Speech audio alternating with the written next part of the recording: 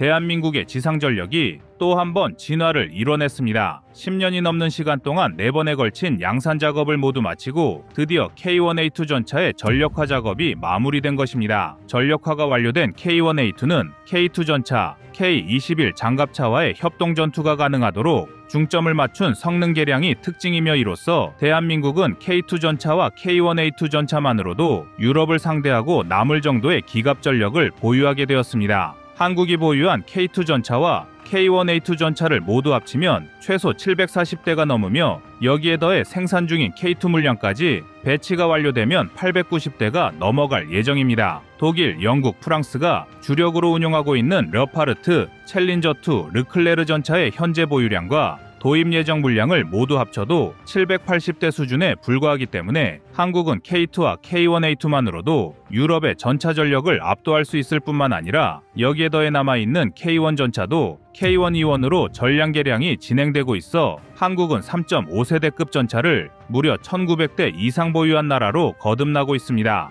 하지만 이렇게 강력한 지상 전력의 한 축을 담당하는 K1A2의 탄생에는 정말 많은 난관이 있었는데요. K1 전차를 처음 개발하던 시점만 하더라도 한국의 전차 전력은 북한의 위협 앞에서 바람 앞에 등불과 같은 신세였습니다. 북한은 이미 1970년대 초반에 T-55, T-62 전차를 1600대 이상 보유하며 한국의 안보를 위협했지만 당시 한국은 여전히 제대로 된 전차 전력을 보유했다고 보기 어려웠으며 한국전쟁 당시 북한의 T-34 전차를 막아낼 효과적인 무기가 없었던 한국에게 적성국의 전차란 트라우마 같은 존재였습니다. 하지만 적의 위협에서 우리 대한민국의 안보를 수호하겠다는 의지를 담아 개발한 K1 전차는 한국산 전차의 본격적인 시발점이 되었으며 이제는 3.5세대 전차인 K1A2의 모습으로 한국을 지키고 있는데요. 그래서 준비했습니다. 오늘은 K1A2의 전력화 완료 소식과 함께 K1A2의 자세한 성능을 분석해 드리겠습니다.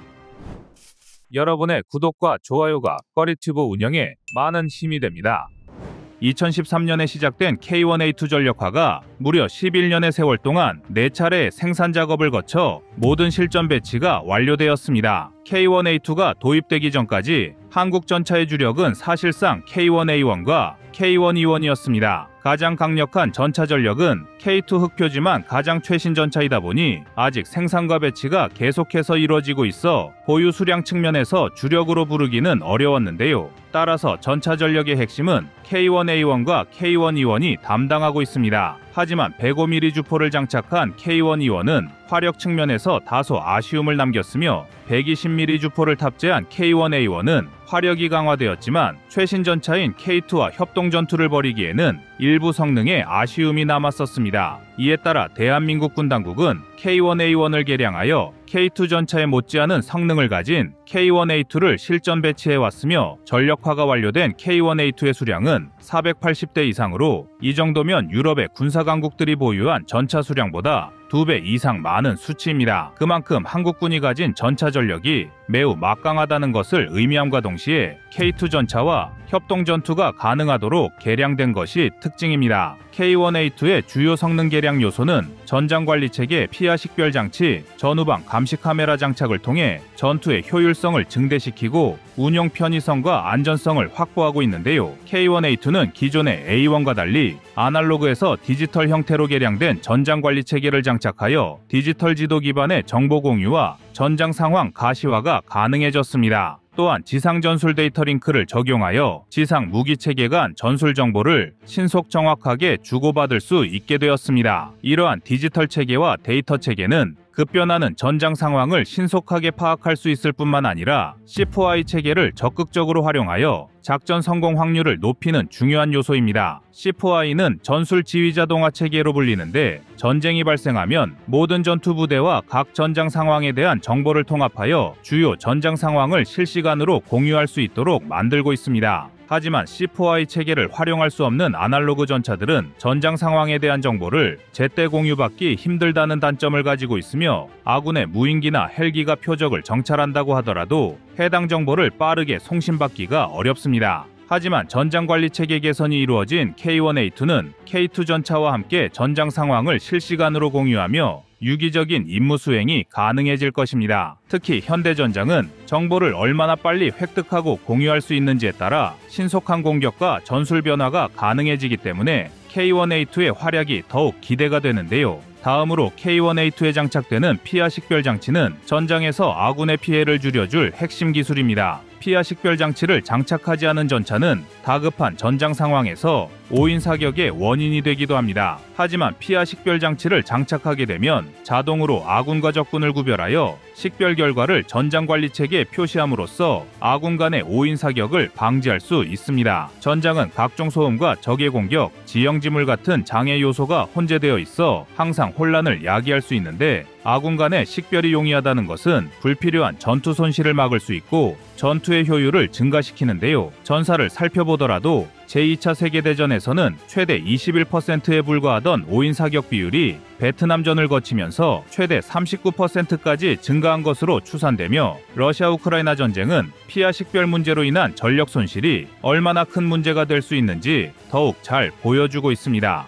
심지어는 대당 1,000억 원이 넘어가는 전투기들조차 피하를 구분하지 못한 자국에 방공 시스템에 격추되는 어처구니 없는 일이 심심치 않게 발생하고 있으며 전투기 이외에도 헬기, 전차 등 무기 종류를 가리지 않고 있습니다. 이렇듯 아군을 공격하는 오인 사격의 비율이 점차 높아지는 것은 역설적으로 첨단 기술의 발전 때문입니다. 육안으로 표적을 식별할 수 있는 거리에서 교전이 이루어지던 과거와 달리 이제는 각종 레이더와 감시 장비, 드론과 무인기 등을 통해 수백 킬로미터 떨어진 거리에도 표적을 타격할 수 있는데 피하 식별 시스템을 갖추지 못하거나 전장 스트레스로 인해 병사들이 과민한 상황에서 더 많은 오인 사격이 발생하는 것입니다. 따라서 현대전장에서 피하 식별 장치는 필수적인 요소라 할 수 있으며 식별 장치를 장착한 K1A2는 전장에서 더욱 효율적인 전투가 가능해집니다. 마지막으로 전차의 전후방에 장착될 감시 카메라는 탑승한 승무원이 외부로 노출되지 않고도 주변의 상황과 장애물 확인이 가능하며 밀폐 기동 시 조종수의 시야 확보를 용이하게 만들어 안전사고와 비전투 손실을 예방할 수 있습니다. 이러한 성능 개량 요소에서 확인할 수 있는 것처럼 K1A2는 기존의 K1 계열 전차가 가지지 못했던 전투 효율성을 극대화하기 위한 개량에 초점을 맞추고 있으며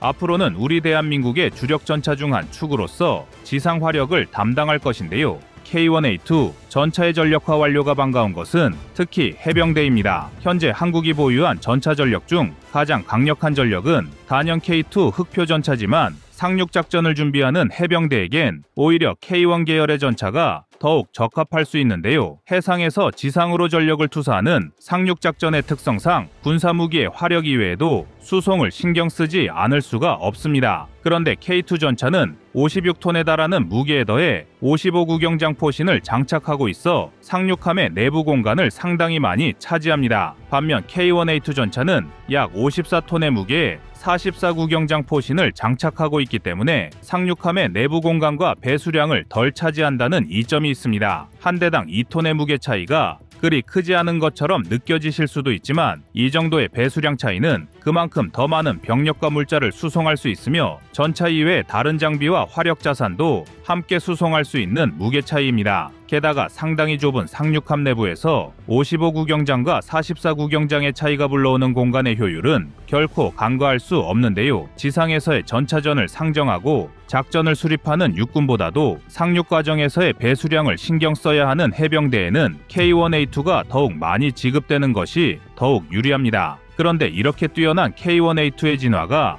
여기서 끝나는 게 아닙니다. 한국은 K1A2의 전력화가 진행 중이던 2020년도부터 이미 한 수 앞을 더 내다보고 K1A3의 개량까지 준비하고 있는데요. K1A3는 야간 작전에서도 효율적인 임무가 가능하도록 SAS 장비를 도입할 전망입니다. 전차용 SAS는 전차 내부에 탑승한 승무원들이 외부로 노출되지 않은 상황에서도 바깥 상황을 더 정확하게 파악하고 대응할 수 있도록 개발되는 시스템으로 전투기 조종사처럼 헬멧 탑재 시연기를 통해 외부를 확인할 수 있도록 할 예정입니다. 또한 갈수록 강해지는 적의 대전차 미사일로부터 아군 전차를 보호하기 위해 기존의 장갑제를 탈거하고 신형 고성능 특수장갑제를 장착하기 위해 준비 중입니다. 이렇게 개량될 K1A3는 지금보다 한 단계 더 강력해진 성능을 바탕으로 한국 전차 전력을 더욱 강력하게 상승시킬 것으로 기대를 모으고 있으며, 이와 함께 K2 전차의 성능 개량과 K3 전차 개발도 진행된다면 대한민국 전차 전력은